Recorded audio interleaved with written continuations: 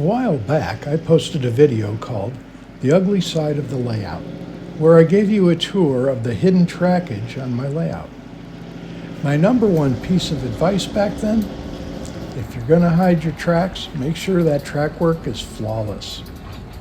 Well, today, I'm eating those words. Stick around because I'm about to show you one of the biggest mistakes I've made on this railroad in a long, long time. I'll walk you through the "what was I thinking" moment and the multiple methods I considered to get the trains running again. Hi everyone, this is Fran here from the 5-Minute Modeler. Thanks for joining me today. Lately, I've been dealing with a frustrating derailment issue.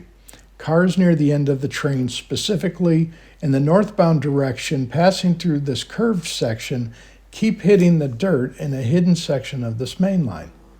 Most of this area is accessible if I stand on a stool, but there's a 1-foot dead zone that is completely boxed in by scenery. And of course, that's exactly where the cars were jumping the rails.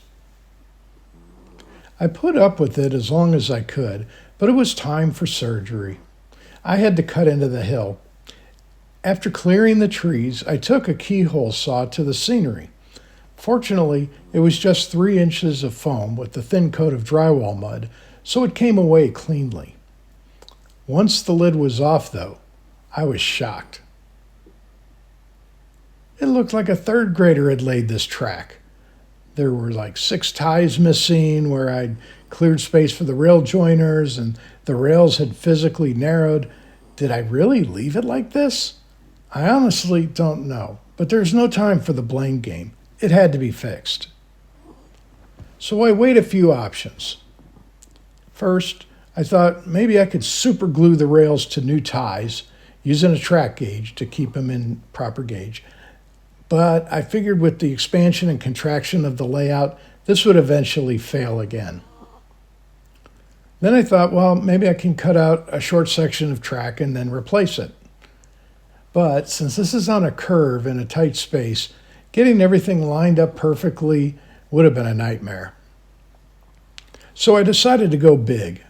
I pulled the entire semicircle of track. I pulled the spikes, scraped under the ballast to loosen the ends, and lifted the whole assembly, 3 sections of track that I'd previously soldered together. Over at the workbench, it was clear the rail had separated from the ties.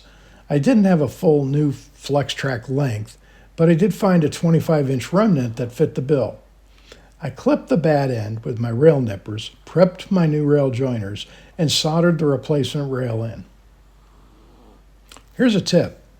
Always file the ends of your rails before sliding on the joiners. The cutting process may leave burrs on the end. By filing them, it makes them go on much easier.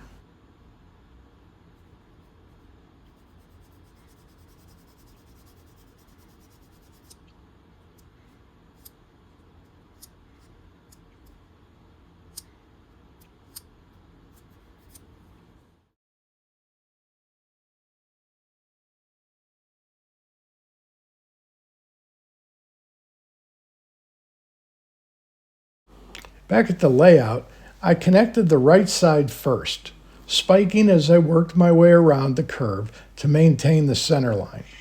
Once I reached the end, I nipped off the excess rail, filed the ends, and then slid the final joiners, connecting the old with the new.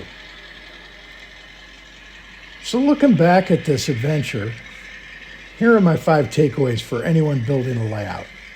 First, accessibility is paramount. Design hidden trackage with access in mind from day one. Number 2, solder your curves. Always solder the rail joints on large semicircles to maintain a smooth joint and flowing curve. 3, modular scenery. If you can make the scenery removable, do it. I wished I had. 4, the pre-scenery stress test. Run your longest, finicky cars through hidden areas 100 times before you seal it back up. Well, maybe not 100, but you get what I mean. And lastly, simplicity wins. If you can avoid hidden track entirely, your future self will thank you. So with the track repaired, the railroad is back to earning revenue. I probably should have staged a massive scale wreck for the camera, but I was too busy figuring out how to solve this.